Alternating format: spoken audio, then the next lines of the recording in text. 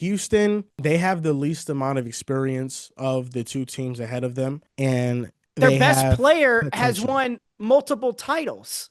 Do they have the least amount of experience between those two teams? Yes or no? Kevin Durant has more experience in the NBA Finals than Shea and Nikola Jokic.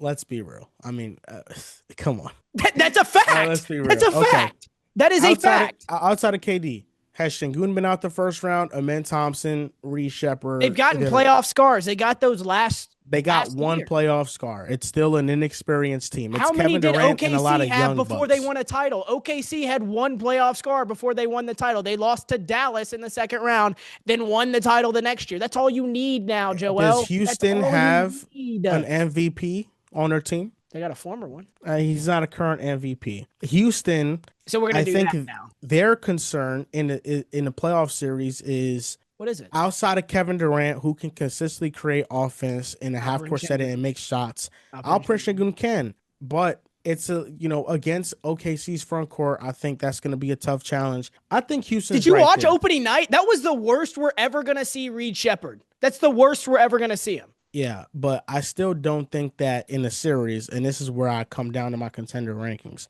is that in a series, you're not picking Houston to beat Denver or OKC.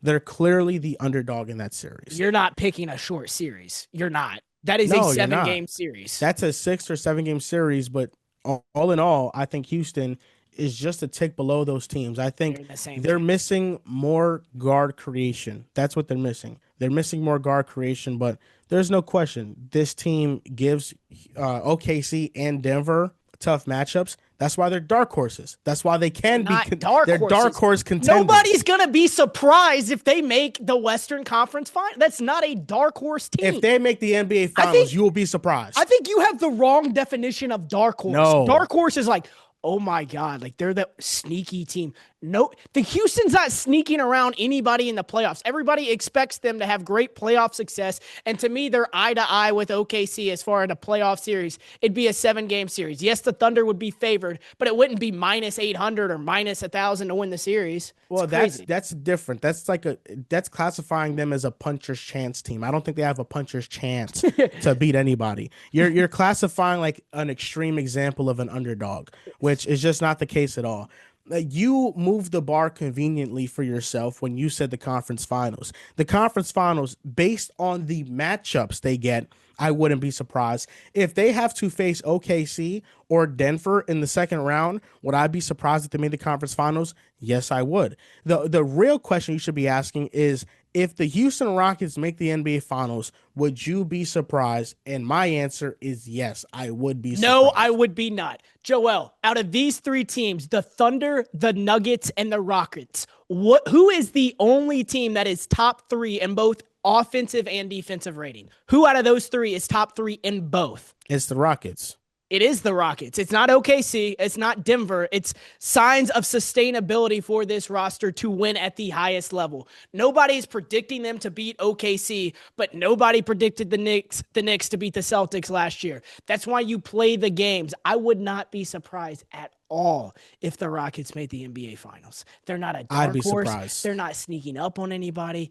It could be a 7-game series with OKC, and in game 7s, anything can happen. I think the Rockets and the Spurs are in the same tier. So unless you're going to show if you're going to show the Spurs the same respect, then I'm not listening to your argument. The Spurs don't have one scar yet. The Rockets have a multi-time NBA champion, and their role players already have playoff scars. And in this NBA, you only need one of them. The Spurs have on the record saying, like, look, we may have to like bloody our mouth a little bit to make a run at this. They know that. They know this is their first time through. Much like the Spurs, I'd be surprised if they made a deep playoff run. I'd be surprised they made the NBA Finals.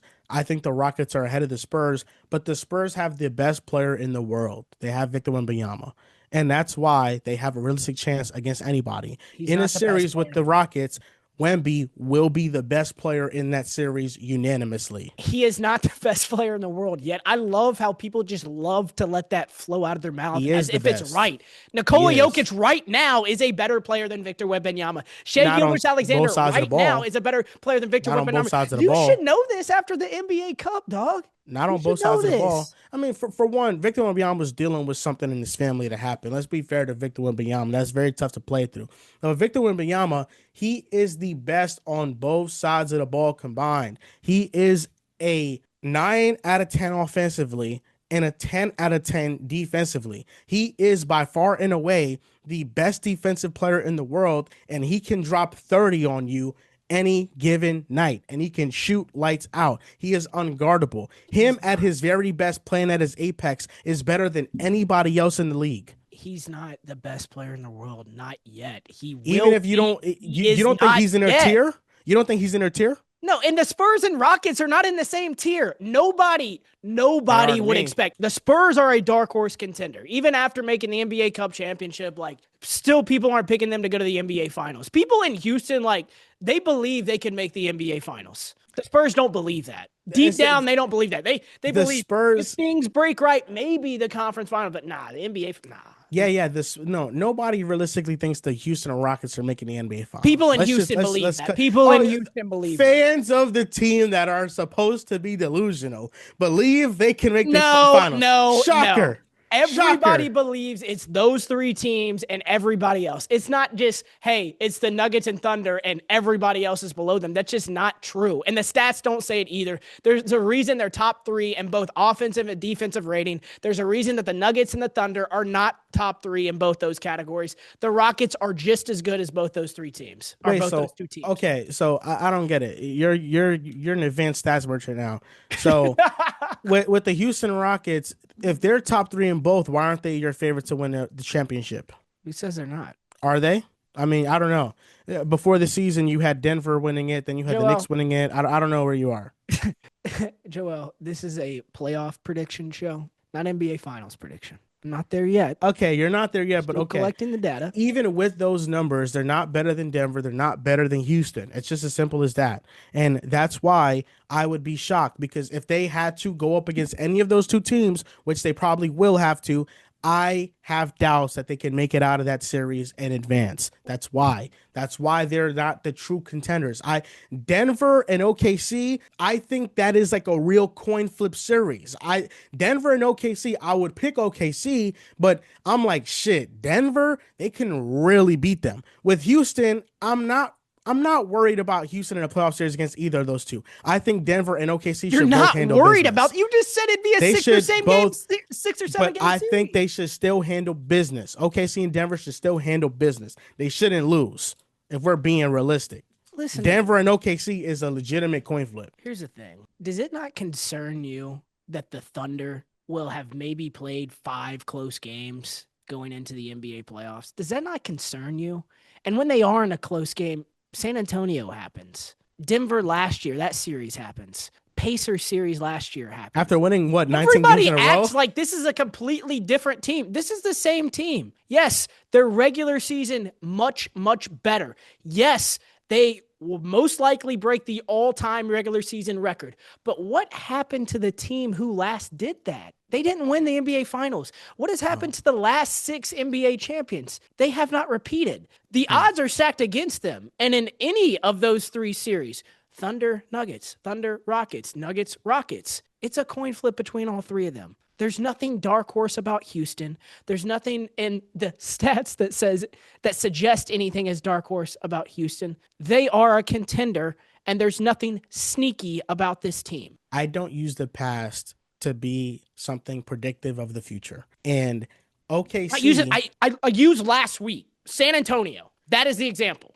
after OKC won 19, is it, games in a row? After they won 9. So after they won 19 games, there'll be one game they'll be close and they'll lose. Okay, I think in the playoffs, if that's the case, they'll be just fine.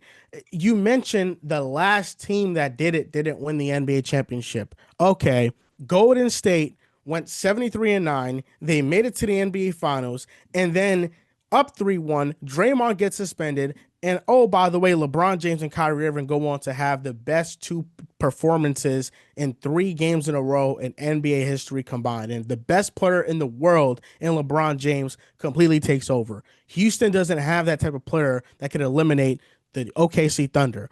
OKC has so many defenders they can throw at Kevin Durant that they will be fine in that series. OKC, you fail to mention that Did the you watch team Alperen Şengün on opening night? He torched OKC. he He hit like killed six them. threes. You talk about sustainability. Making six threes is not sustainable in a game. That's how we got his buckets. Like OKC, they're gonna break the wins record this year, I believe so. You mentioned the last team that did it, but what about the last team that did it before the last team that did it? The Chicago Bulls. They won the championship 30 years ago, when they bro. won 70 plus games. I don't think, and this has been the case since the offseason, you don't understand what you're watching when it comes to OKC.